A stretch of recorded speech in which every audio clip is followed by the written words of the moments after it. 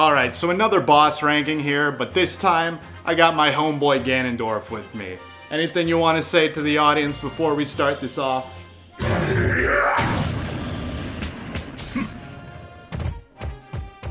Zelda games and boss battles go together like, Link and annoying partners. I don't know, I'm bad at these analogies, but point being, Zelda games are known for their bosses. So let's just say the stakes are really high for this ranking, because we're looking at the final bosses of all the 3D Zelda games. If you've been watching these videos for a while, you'll know that I cover a bunch of different video game topics with some interesting special effects to accompany them. So hit subscribe if you want to see more of these style videos, because I have plenty of ideas for the future.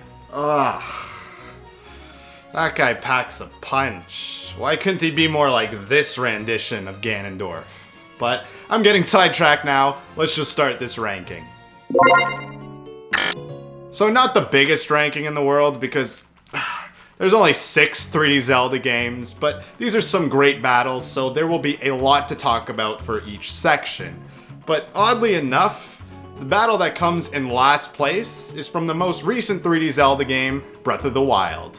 You know, this battle gets a lot of hate, and I don't necessarily agree with all of it. It's not bad per se, however, the other boss battles from 3D Zelda games end with a unique grand finale, while this battle is just kinda like average. His attacks are all pretty standard and very similar to the other bosses we've seen in the game, plus you attack him no differently than most other enemies. Later in the fight, it does get a bit more interesting when he can turn invincible with some orange shield. So in this part, you first have to parry one of his attacks in order to remove his shield first, and then attack him. And you know, the combat in Breath of the Wild is really good, so I did enjoy this phase. But the battle arena for this fight is just in a hole. Like you'll see later on this list, you can have way more interesting settings for the final boss rather than this. And as if we haven't spent enough time in this game underground in shrines too. There is a second phase in this battle, and he does turn into this massive, awesome looking beast thing. However, in this part of the fight, there is literally no challenge at all. You just hit these giant targets while Ganon shoots this one slow laser at you.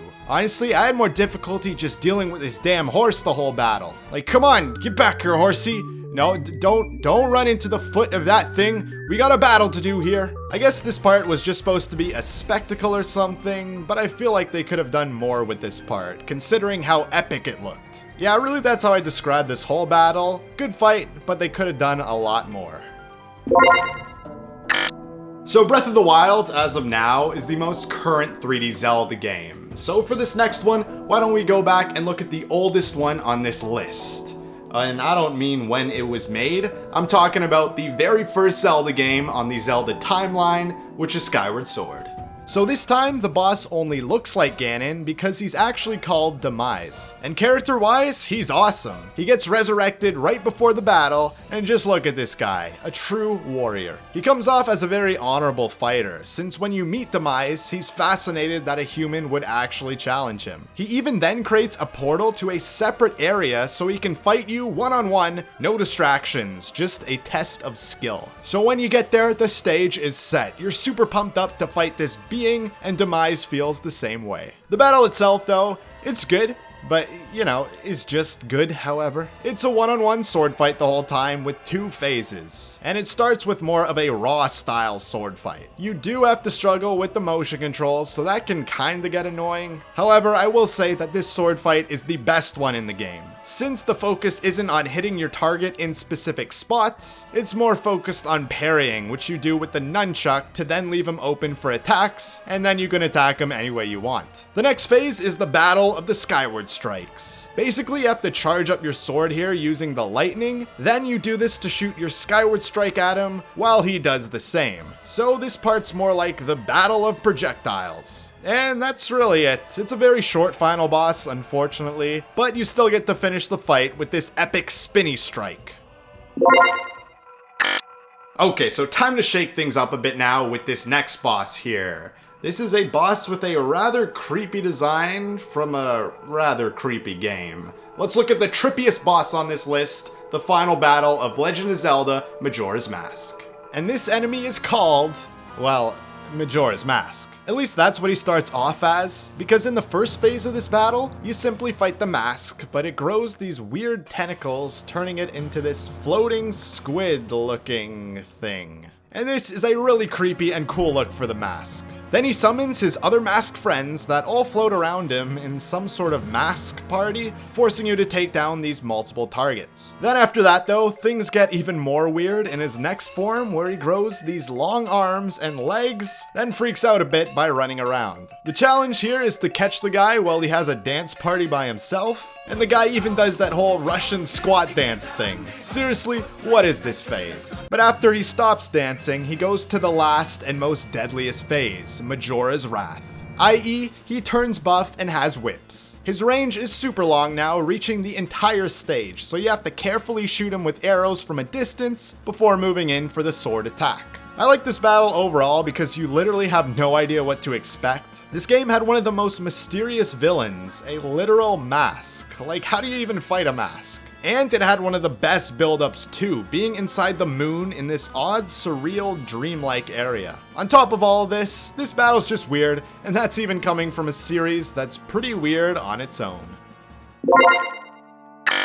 So now, we just have the Ganondorf fights left, and rightfully so. I mean, he's just such a great villain to end off all these different games. And the boss battle that comes in third place is the final battle of Ocarina of Time.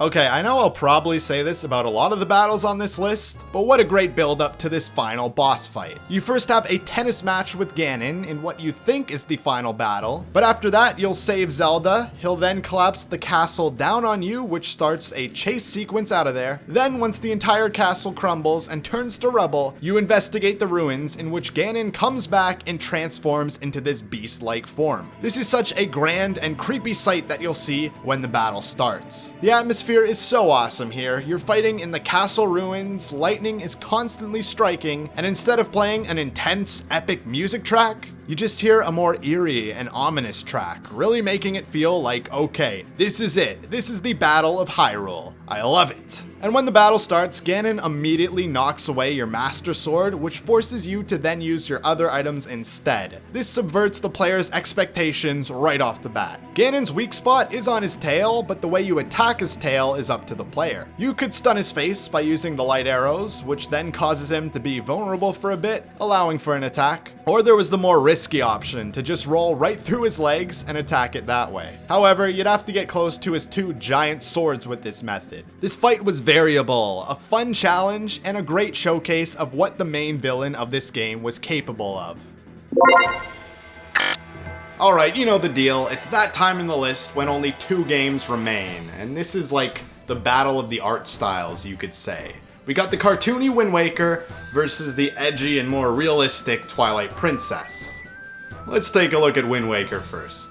Before we even get to the final fight, we have to deal with this puppet Ganon, who sets the stage pretty well. He uses a lot of unique attacks that forces the player to use various weapons to counter those. But once that's done, you'll have to scale this massive tower by a rope, and then you get to the top to meet Ganondorf. But while this guy is literally too busy monologuing, the King of Hyrule comes in and trolls him by touching the Triforce first, in which he then floods the land, so as this entire place is flooding down upon you, the fight starts and you have to defeat Ganon with his dual-wielded swords. First of all, what an epic scenario for the final battle. And second of all, what's pretty cool is that you actually work with Zelda this time. She'll try and stun Ganon by using the light arrows, which leaves you to go in for the hits. But this ain't just free shots here, since Ganon can attack Zelda too by literally slapping her in the face that leaves her stunned for a bit. And he can even dodge her arrows, making it a pretty dynamic boss fight. Gotta know when to back off, when to attack, and when to parry. Plus, it's a pretty neat finish, since by the end of the battle, Ganon will dodge all of Zelda's attacks. So to finally finish him, you have to get her to shoot your shield in order to bounce the arrow back at Ganon. This then stuns him one last time so you can go in for the final blow, sealing him and the sword in stone as the water floods down on the land. What an awesome ending. The final boss of Twilight Princess was the best one for me. Like guys, I really like the finale of this game. It was such a long battle and there are so many different elements and phases to it. The first phase has you fighting Zelda of all people. Well, a puppet version of her that is. But this first phase is really just a throwback to the original Ocarina of Time final boss first phase. You know, that whole tennis match ordeal. However, in the next part, you use the other style of gameplay from this game, Wolf Link. And this is very fitting since Ganon has now turned into a giant warthog. So this part becomes the Battle of the Beasts, where you just have to yeet him across the entire stage using Midna's giant hair hand. After that, the battle goes to yet another phase, but this time you're teleported out of the castle onto Hyrule Field in order to have an epic horseback riding duel. Zelda also joins you here, and you have to get her close to Ganon to allow her to shoot the light arrow and stun him. After that, you just swoop in and slice him up for a bit. I gotta say, this part is one of the most awesome parts of any Zelda game. It's a fun challenge to both control your horse and deal with combat at the same time. But once the horses are all gone, all that remains is the final phase with just you and Ganondorf, one-on-one in a sword-fighting arena to the death. Damn, what a perfect atmosphere and final fight to end this game. Alright, there you have it. That's the list. That's the rankings. So tune back in next week if you want to see me rank all the Ganondorf fights from the CDI games. I'll see you guys then.